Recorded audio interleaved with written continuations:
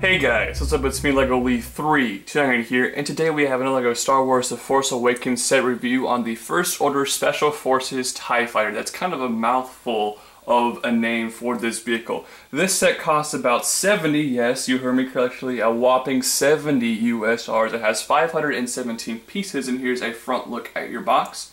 There is the back of the box, and included with this set is one instruction and about 72 pages of building.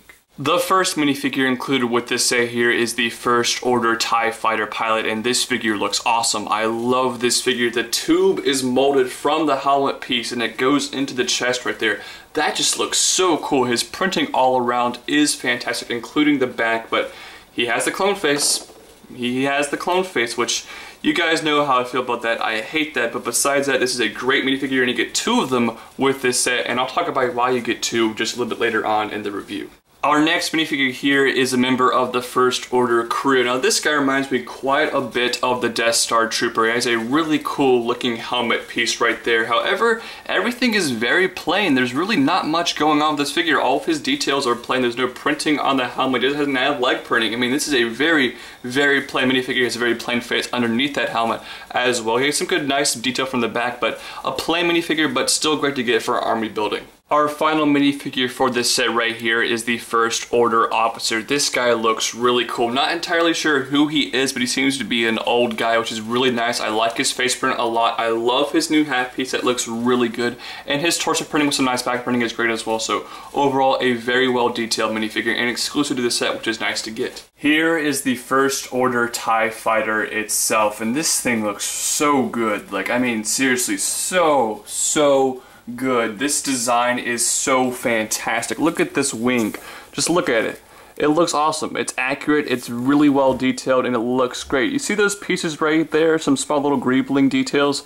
Those are roller skates. Yes, I kid you not, they actually put roller skate pieces in this set, and the design for the wing, although very similar to the 2012 TIE Fighter set, is still great, and it looks really, really good. One thing that LEGO did a really good job with this set here is making it very stable. The one from 2012 liked to wobble around a little bit. This one wobbles just a little bit, but not a lot compared to that old set. LEGO did a really good job making this thing very stable. The gear-like detail connecting the wings to the main part right here is very accurate to the movie, and LEGO did a really good job designing that. The other side here has this, which LEGO is calling an antenna. Now we all know that's actually a gun that can fold down. It seems like the gun should be able to fold to the back, not to the front, but it's still pretty cool and it's a nice little play feature. And then we can move to the main cockpit area of this set. Now the most jarring thing obviously is the colors of this TIE Fighter. One side's black, the other side's red. It looks kind of weird. I mean, I'm not gonna lie, it looks kind of weird, but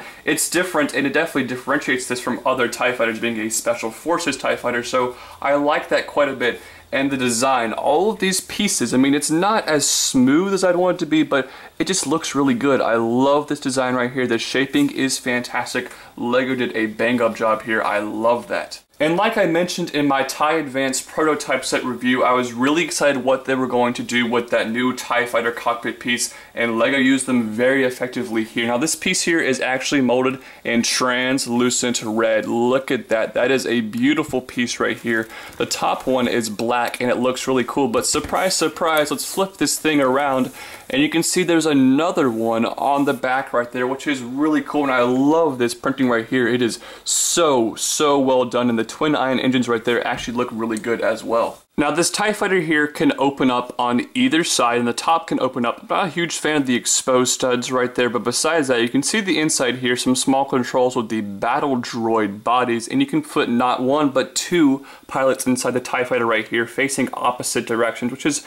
interesting and kind of cool. So it's like an airplane of sorts. There's a guy who's driving and some guy who I guess is like the gunner of this TIE Fighter, which is different. It's cool, and I actually like it quite a bit. One final play feature I need to mention about this set is the spring-loaded launchers. You guys know how those work. It's pretty self-explanatory. However, where they're located is down here, and it's still pretty easy to fire them. However, when they're fired, you can see there's a very large gap left open right here from the cockpit piece. So this thing is not airtight, which bothers me quite a bit, and I understand adding this play feature in, but at the expense of making this look not too good from the back is not worth it in my opinion. I'm just kind of mad that it's left unairtight right there. That just bothers me quite a bit. Alright guys, final verdict here on the First Order Special Forces TIE Fighter. I think the vehicle here looks amazing. LEGO did a really good job with the design. The wings look perfect. The middle section, the red, is good. It's not amazing, but it looks really good. I love the cockpit. I love the pieces here.